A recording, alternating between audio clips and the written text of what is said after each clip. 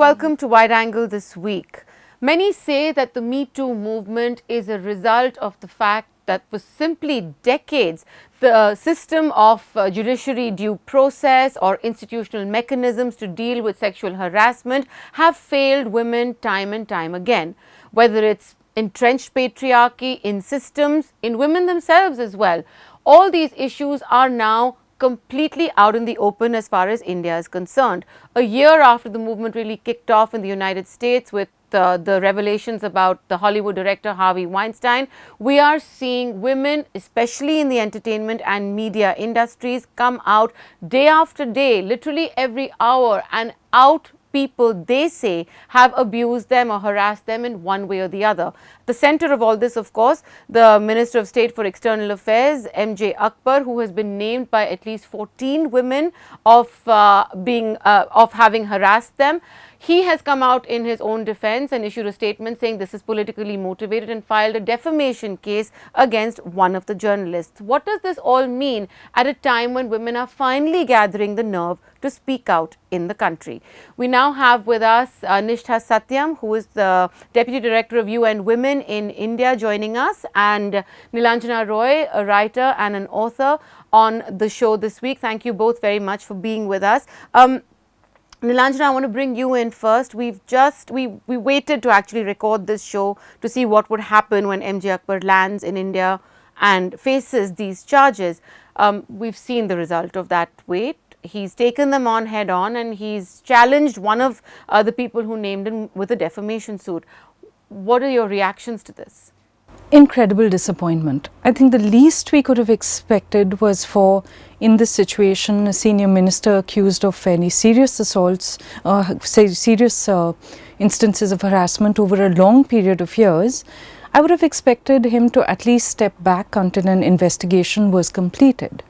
And I would also have expected that move to be supported by the political party that he comes from.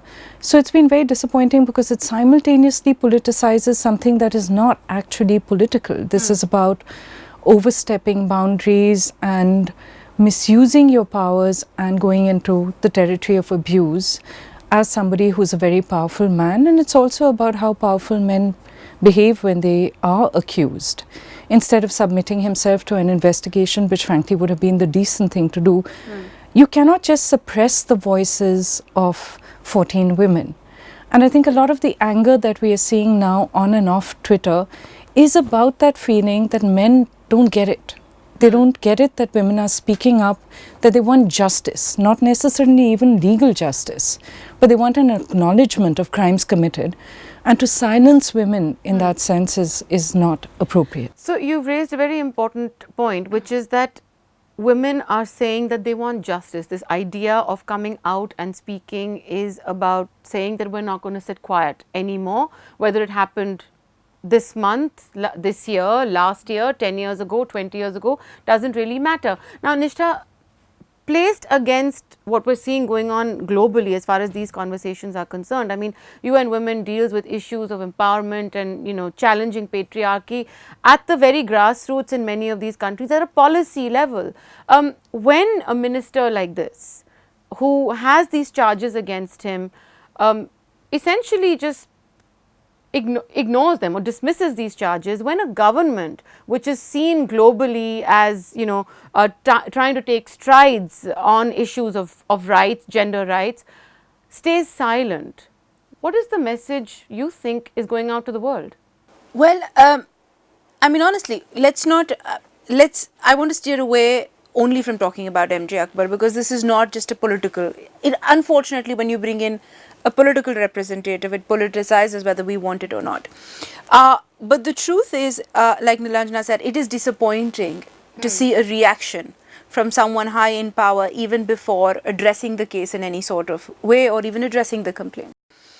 Globally, again, the government, I know we all talk about the government in a monolithic way, but it isn't. Because if you see MWCT, the Minister Menka Gandhi has issued a statement to say that I believe that women are responsible, the Me Too movement should be open, there shouldn't be a timeline. And this is a movement where she has expressed immense belief in. So there are parts of the government that have reacted to it, particularly MWCD, that have reacted very openly to this, and there are other parts of the government that have fallen silent. Now I think it's a very convenient way of being, but one has to appreciate voices that have spoken out from the government, and one has to call out voices that should have spoken out and haven't. Now we're still waiting for a collective voice from the government to address a collective set of complaints that have come from the ground. Right. So I think we're yet to see that. India in the recent past has been in the news for not being the country where women are safe, and I think we are fighting both a battle in reality and a perception battle. And I think the way government, civil society, the way we all respond to this movement is going to send a larger message to the world on what this country means and what its women mean to the country, and what and where the country wants to see itself. We cannot position ourselves as a super economic power if we are so benign in how we address these issues. These are fundamental, absolutely fundamental to constitutional values, and I would think that if we want to position ourselves at that place that we want to be, and I think India has articulated its vision of being a super economic power, forum after forum, it would be quite surprising if we don't. And we've had very strong political leaders as well. And we have had very strong political leaders as well. So it'd be very surprising if we don't see parts of the government collectively in a collective voice address the movement that they're saying. I want to take that back to you, Nilanjana, because what we've seen unfold over the last few, about 10 days I think now it's been on social media, is these conversations about where Indian women see themselves. What is the vision we have of ourselves in the workplace, in the workforce, at a sort of macro level. And then you have arguments taking place within networks that essentially, and people and women who have come out and spoken explicitly about them, about what the role of our elders might have been. I mean, there's this older feminism versus younger feminism conversation that's also taking place about who might have been complicit because they were silent, who might have just said, oh, workplace harassment, what do you mean, just suck it up, and you know, that's what you have to do to get ahead, don't complain. And the younger lot is saying, I'm sorry, that's just not okay. There is a huge gulf between the two visions and tensions as a result of it as well. I think there's also a lot of crossover, but let me come to the differences first. A lot of this began with Raya Shorkar's list when they put it out last year in November. And I think for a lot of older feminists, they were not listening to this younger generation who was saying that we're not that focused on the evidence, which is what our generation of women was trained to do. This was about academics. This was about academics. This was about men in academia against whom women had complaints. And I think what a lot of older feminists missed was that the experience of sharing their story is really important to this generation. Sometimes they also want justice, sometimes they just want to be heard, sometimes they want to express discomfort. And what they are asking for in the workplace, I've been listening to, the experience after Raya Shorkar's list, the list that was kicked off by partly Tanushree Datta, but also by Sandhya Menon, right, Dhanya Rajendran, Masala Bai, a lot of other women who are curating this endless flow of things. It's phenomenal because we are not prepared to see hundreds and hundreds of those stories coming across your timeline, and a group of women sitting behind the scenes tirelessly trying to see who's anonymous, who said this, is there any corroboration before putting these accounts up. For the older generation, some get it, and some are then being natural allies and also turning their minds around from the old standard of did he cross a legal line, or he or she, let's put it that way, since women, a few women have also complained about women. But this generation is saying it's not the legal line. We want to be treated better. We want to be treated with more respect, and they're walking into the workplace assuming a right around their bodies and also assuming and claiming a right for pleasure that our generation never did. So this is really difficult for a lot of feminists who are steeped in a certain way of thinking to grasp, and I just I can only hope that they are starting to listen, because I know that I've learned a lot from this generation. Things that we used to blow off about 10 years ago as sexual misconduct, what is that? It's not actual violence, you know. So for a lot of us, we were responsive when somebody came up with an account of assault or violence, because we understood that is wrong. But we did not see the rest of it. And then just today I see a story by a young journalist, Ambika Pandit, who's spoken to domestic workers. And among them, again, they've got more confident about reporting assault and rape.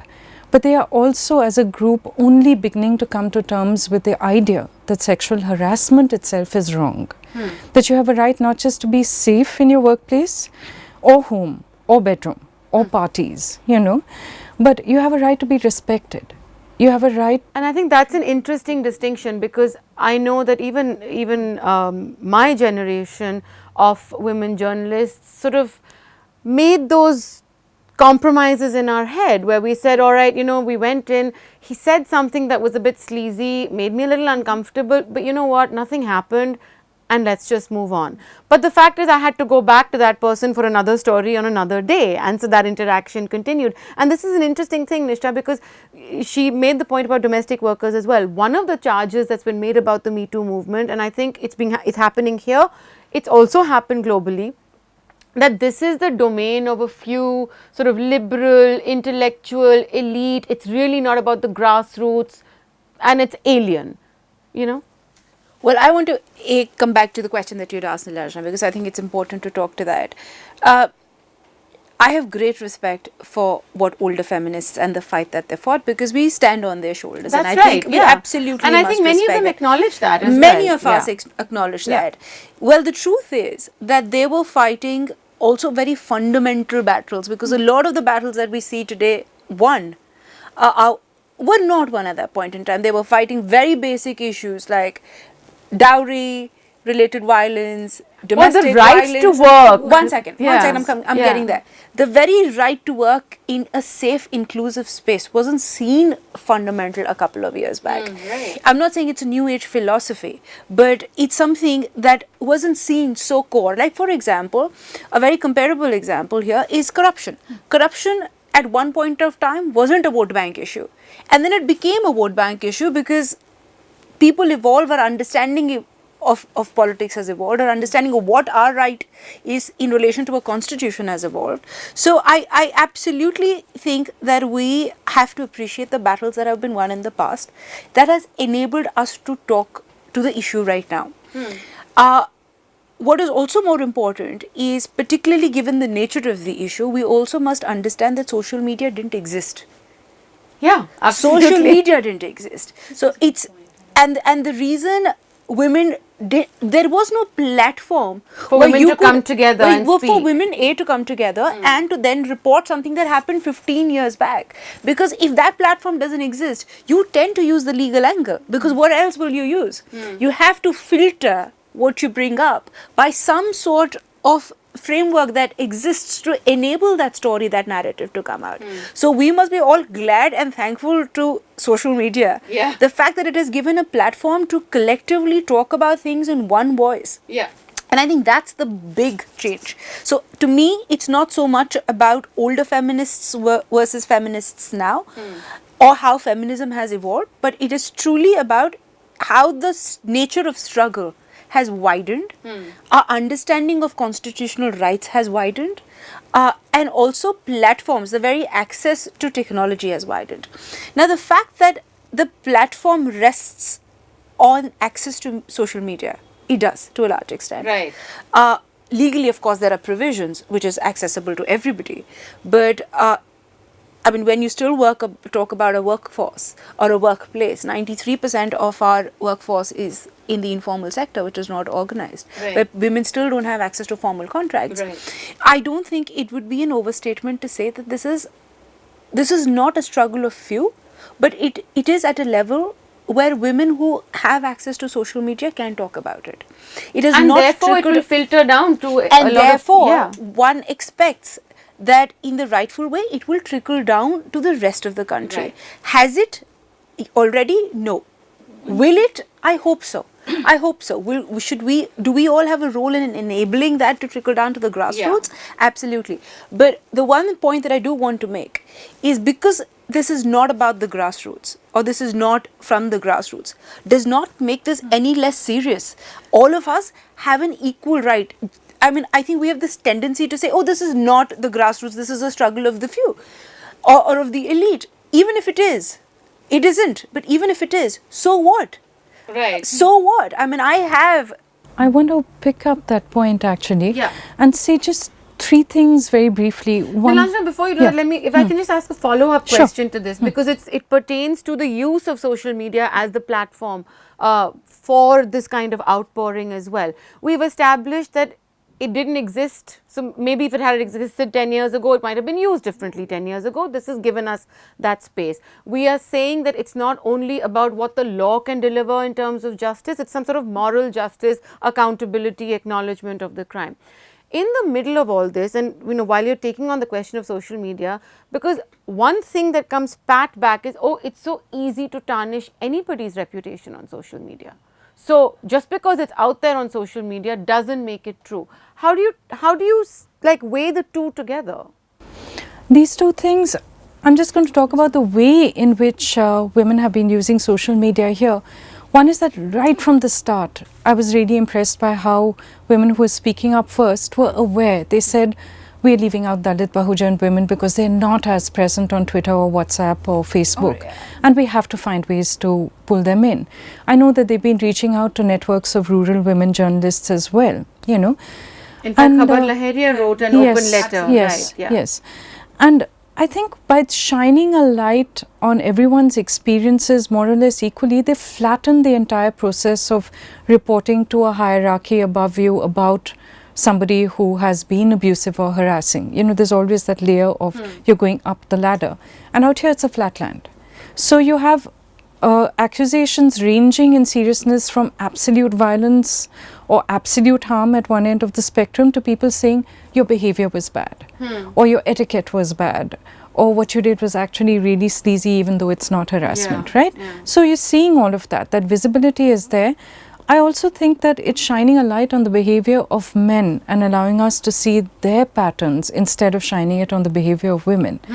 To come to what you said, I think they're very, very aware, and we are all aware of how easily this can be misused because lies do tend to spread faster on social media. But there's also been an assumption of responsibility. For example, the anonymous accounts that are being put out, there's a lot of behind the scenes, groups that formed more or less organically, which is also something that social media enables. So there's been fact checking about that. One man I know, Sanjay Austa, who wrote about his old school in Chandigarh, where Harold Carver, the principal, is accused of sexually abusing boys over a long period of time, then has started to interview survivors who are now in their 40s and 50s and put those interviews up. So it's also changing the nature of what you think of evidence. Or somebody saying, actually, it's not even about consequences. Yes, I'd like him to go to jail, but I'm willing to open up my voice, to free my voice. About the misuse aspect of it, I've been impressed actually when a few accusations came up that were false. There was a kind of community speed at which most of them were immediately announced to be false because I think people realize the danger. If you have too many false accusations and as more and more people use this way of sharing about their experiences, I think exponentially you are going to see more attempts to target this person, that person. I think what surprised us when we were looking at the stories is if you're actually willing to sit there and sift through people's accounts, almost always there are very few solo accusations.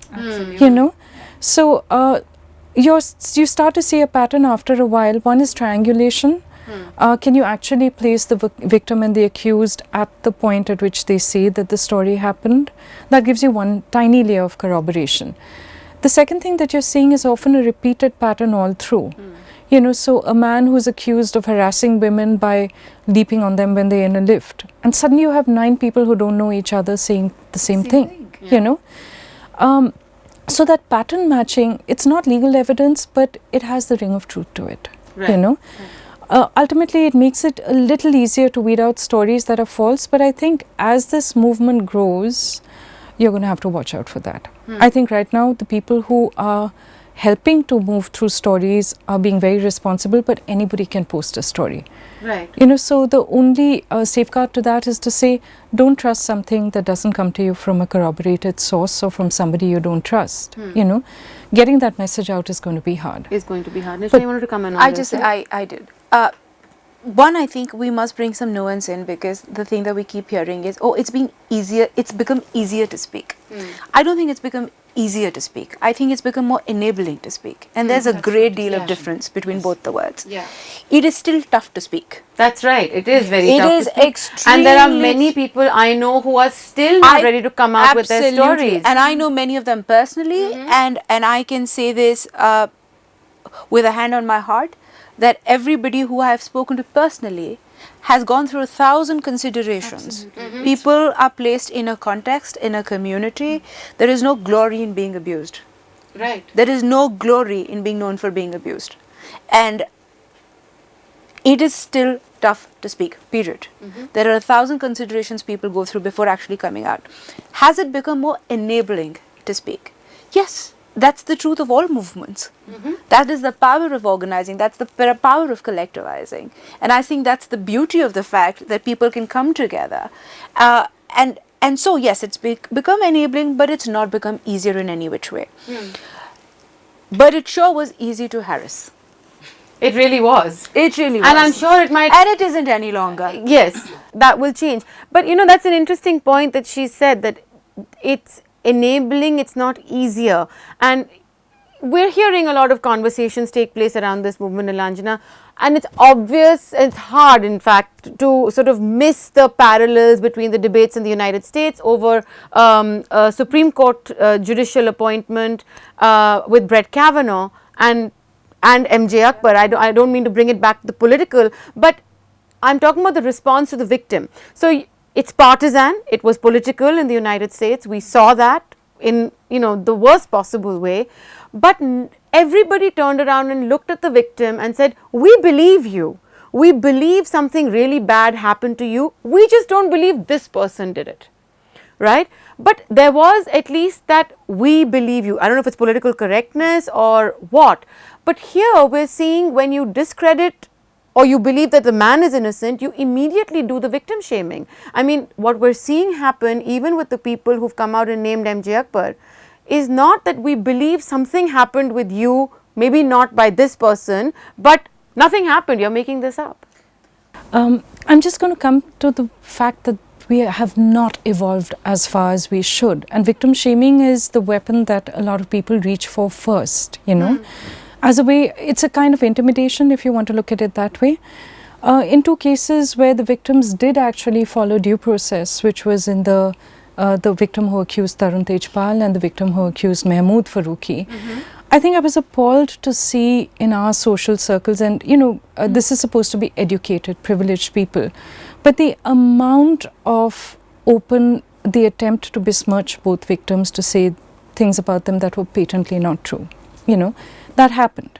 And why? That's coming out of fear, right? That's coming out of the instinct to protect men, which is, I think, which is something that we're seeing absolutely has to go.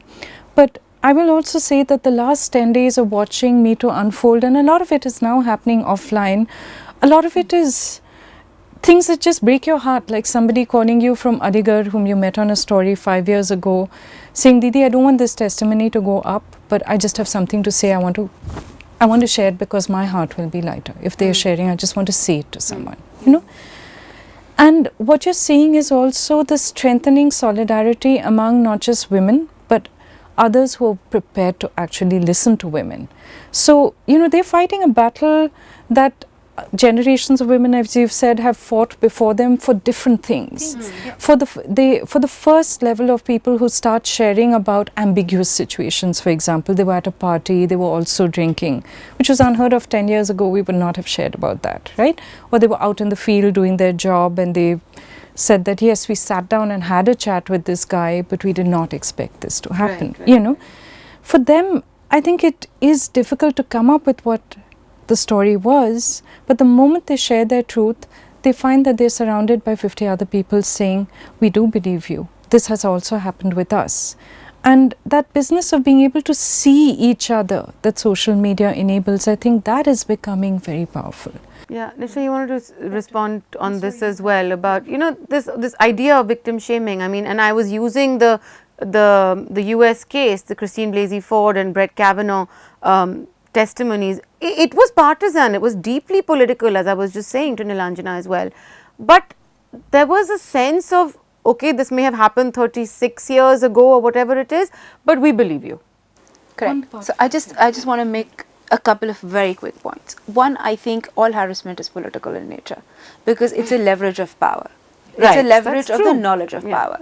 So whether it is by a political representative is a different issue, but it's deeply political just as an act. Two, victim shaming, it's quite surprising that the world has taken and shares the emotional burden of protecting men. I don't even know where it comes from, but it's the most globalized phenomenon ever. Victim shaming, I mean, I'm quite surprised because a lot of the conversation or the water cooler conversation per se that one has heard is to say, oh, well, women want their name out in this moment. They want to be known as the one who raised their voice.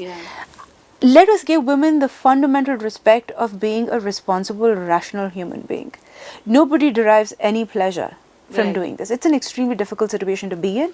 It is all the more a difficult situation to look back at it retrospectively and report an incident. And say, was it factually. worth it for everything that and was said to me? And was it worth me? it for everything that is now coming back to me?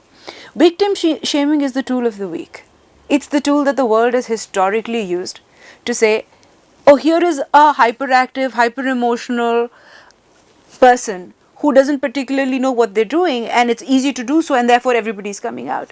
I mean, it's plain ridiculous. Nisha, it's plain ridiculous. Just because you deal on the policy level, I want to circle back to something you said earlier about the Ministry for Women and Child Welfare that had, the minister had come out and said that she wants to set up a committee to look at some of these complaints that are coming in. And I think many of us have been heartened by the fact that she has come and said that. But it's unclear what the mandate or the direction that committee will take.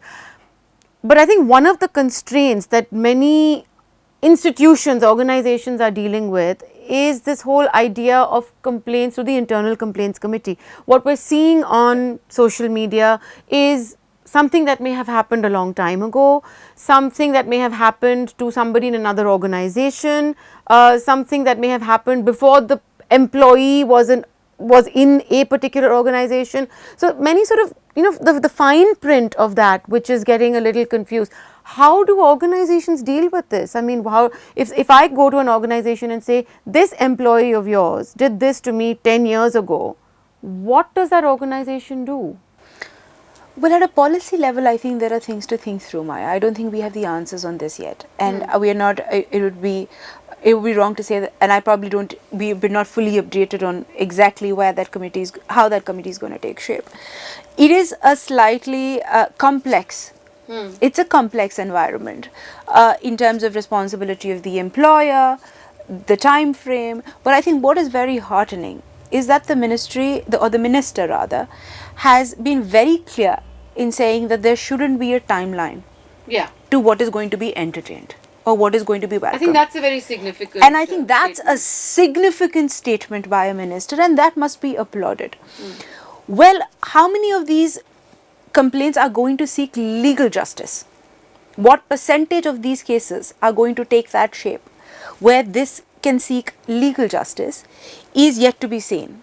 The entire issue of evidence employer responsibility is going to then trickle in and weigh in, depending upon whether that case takes a legal form or whether it is where you've established a pattern, there's a ring of truth and we're going to stop there. I think that depends upon each individual. That depends upon how we collectively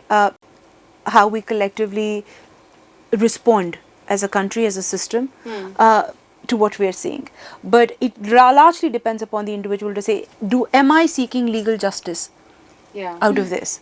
You want to say something, Nilanjana, on this? I was just thinking how many women may or may not want legal justice as well, but they definitely want closure. They want closure, and they want to be heard. They want to be heard, and also we're so unused collectively, and I'm not just saying India here, we're hearing the same kind of story coming out of China, which is struggling through its Me Too moments. We're not used to having men take responsibility for their actions, and men are not used to having to pay consequences for what they've done. So I'm seeing that reaction a lot from powerful men, which I expected, whose reaction to being accused is in one way or the other. Either it's the legal side of things, or it's bluster, or it's dismissal. It's dismissal. it's dismissal, or it's immediately, you pull your social capital into play, and your response is you will bury these accusations, you will crush the woman. The wording is often, the language is something I listen to.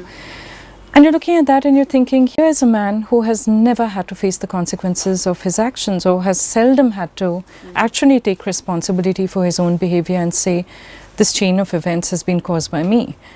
And that's the angle from which I understand the victim shaming and blaming as well. Whatever it is that you're protecting, it might be a family, it might be a corporate structure, but I think that instinct, maybe, the two of them link up. And what women are saying now, women, and I have to say this also, a lot of the men who've started to speak up, a lot of them are also frustrated about how is it that we're in the same place, how is it that we haven't achieved a more equal, just world. And I see that they want sunlight on things. Some of them are angry and actually want reparations and justice. And that's their right. Absolutely. That's their right. Absolutely.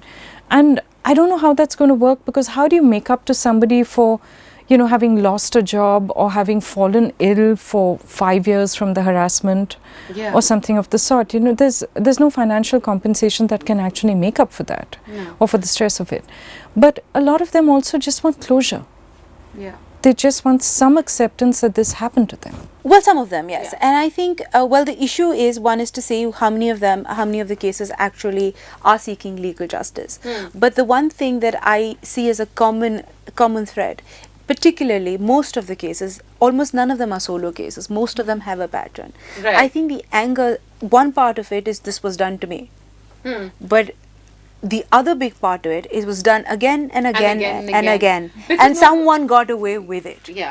I think that's also the explosion. So we must be very cognizant of the fact that legal justice is one part of it. One part of it is just, you cannot get away.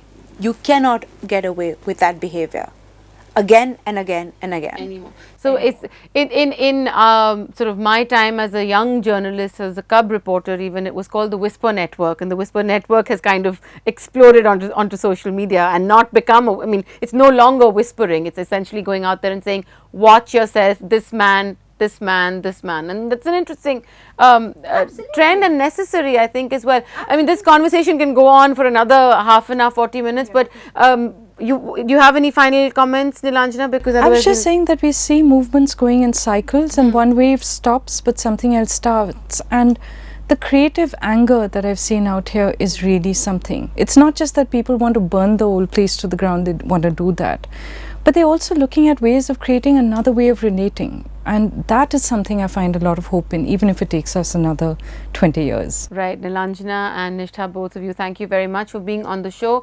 As I said, this is a conversation that can carry on not just for another half an hour, 40 minutes, but endlessly. And the main thing, I think, if we can, through this, get Indian men to also look inwards at their own behavior. This is not about creating vast binaries between men and women. This is not about confusing romance for harassment, as has often been alleged. I think this is a bigger conversation. This is one where women are simply saying, we're equal partners in this journey. We want our rights and we want you to respect them. Thanks for watching. To receive instant updates on all videos from The Wire, click the subscribe button and hit the bell icon. Pay to support independent journalism. Click the link in the description and choose the amount you